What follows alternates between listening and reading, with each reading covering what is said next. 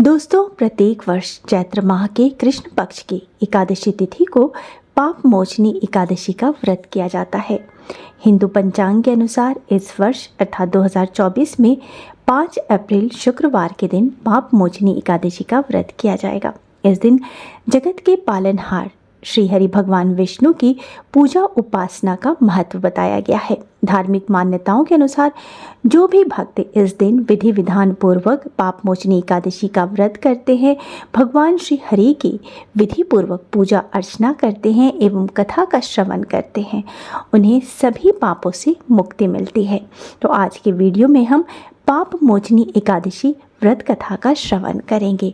इससे पहले जान लेते हैं कि एकादशी तिथि कब से कब तक रहेगी, पारण का शुभ मुहूर्त क्या है और द्वादशी तिथि कब समाप्त हो रही है। दोस्तों, जैसा कि मैंने बताया, इस वर्ष अर्थात 2024 में पाप मोचनी एकादशी का व्रत किया जाएगा 5 अप्रैल शुक्रवार के दिन, और एकादशी तिथि प्रारंभ हो जाएगी 4 अप्रैल को ही शाम के 4:14 से, और एकादशी तिथि का समापन होगा 5 अप्रैल को दोपहर के 1:28 पर।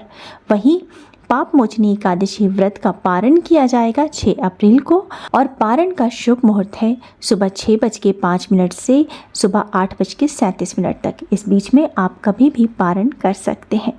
वहीं द्वादशी तिथि का समापन होगा सुबह 10:19 पर। आइए अब पाप मोचनी एकादशी व्रत कथा का श्रवण करते हैं। ओम नमो भगवते वासुदेवाय।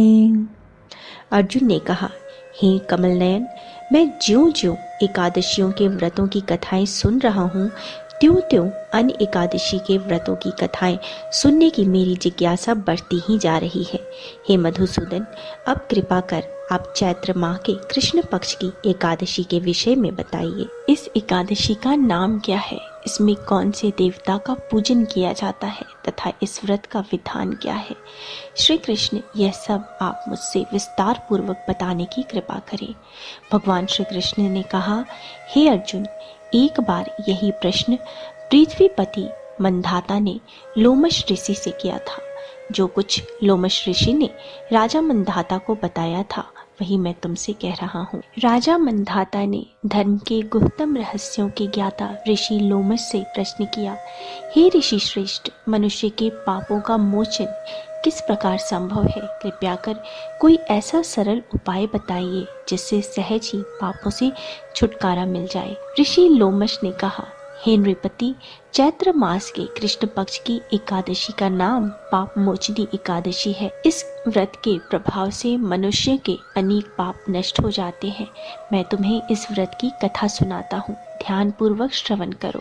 प्राचीन समय में चैत्र रथ नाम का एक वन था। उसमें अप्सराएं किन्नरों के साथ विहार किया करती थी। वहाँ सदैव वसंत का मौसम रहता था, अर्थात उस जगह सदा नाना प्रकार के पुष्प खिले रहते थे। कभी गंधर्व कन्याएं विहार किया करती थीं, तो कभी देवेंद्र अन्य देवताओं के साथ क्रीड़ा किया करते थे। उसी वन में मेधावी नाम के एक ऋषि भी तपस्या में लीन रहते थे। वे शिव के भक्त थे। एक दिन मंजू घोषा नामक एक अप्सरा ने उनको मोहित कर उनकी निकटता का लाभ उठाने की चेष्टा की। इसलिए वह कुछ दूरी पर बैठ वीणा बजाकर मधुर स्वर में गाने लगी। उसी समय शिव भक्त महर्षि मेधावी को कामदेव भी जीतने का प्रयास करने लगे। कामदेव ने उस सुंदर अप्सरा के भौहों का धनुष बनाया, कटाक्षों को उसकी प्रत्यंछा बनाई और उसके नेत्रों को मंजू घोषा अप्सरा का सेनापति बनाया। इस तरह कामदेव अपने शत्रु भक्त को जीतने को तैयार हुए। उस समय महर्षि मेधावी भी युवावस्था में थे और काफी हिष्ट पुष्ट थे। उन्होंने यज्ञोपवीत तथा दंड धारण कर रखा था। वे दूसरे कामदेव के समान प्रतीत हो रहे थे। उस मुनि को देखकर कामदेव के वश में हुई मंजू घोषा ने धीरे धीरे मधुर वाणी में वीणा पर गायन शुरू किया, तो महर्षि मेधावी भी मंजू घोषा के मधुर गाने पर तथा उसके सौंदर्य पर मोहित हो गए। वह अप्सरा मेधावी मुनि को कामदेव से पीड़ित जानकर उन्हें आलिंगन करने लगी। महर्षि मेधावी उसके सौंदर्य पर मोहित होकर शिव रहस्य को भूल गए और काम से वशीभूत होकर उसके साथ रमण करने लगे। काम के वशीभूत होने के कारण मुनि को उस समय दिन रात का कुछ भी ज्ञान न रहा और काफी समय तक वे रमण करते रहे। तदुपरांत मंजू घोषा उस मुनि से बोली, हे ऋषिवर, अब मुझे बहुत समय हो गया है, अतः स्वर्ग जाने की आज्ञा दीजिए। अप्सरा की बात सुनकर ऋषि ने कहा, हे मोहिनी, संध्या को तो आई हो, प्रातः काल होने पर चली जाना। ऋषि के ऐसे वचन सुनकर अप्सरा उनके साथ रमण करने लगी। इसी प्रकार दोनों ने साथ साथ बहुत समय बिताया। मंजू घोषा ने एक दिन ऋषि से कहा, हे विप्र, अब आप मुझे स्वर्ग जाने की आज्ञा दीजिए। मुनि ने इस बार भी वही कहा, हे रूपसी, अभी ज्यादा समय व्यतीत नहीं हुआ है, कुछ समय और ठहरो। मुनि की बात सुन अप्सरा ने कहा, हे ऋषिवर, आपकी रात तो बहुत लंबी है, आप स्वयं ही सोचिए कि मुझे आपके साथ आए कितना समय हो गया है, अब और ज्यादा समय तक ठहरना उचित नहीं है।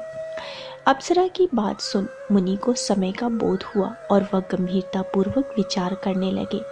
जब उन्हें समय का ज्ञान हुआ कि उन्हें रमण करते 57 वर्ष बीत चुके हैं, तो उस अप्सरा को वह काल का रूप समझने लगे। इतना ज़्यादा समय भोग विलास में व्यर्थ चला जाने पर उन्हें बड़ा क्रोध आया। अब वह भयंकर क्रोध में जलते हुए उस तप नाश करने वाली अप्सरा की तरफ भ्रिकुटी तान कर देखने लगे। क्रोध से उनके अधर कांपने लगे और इंद्रियां बेकाबू होने लगी।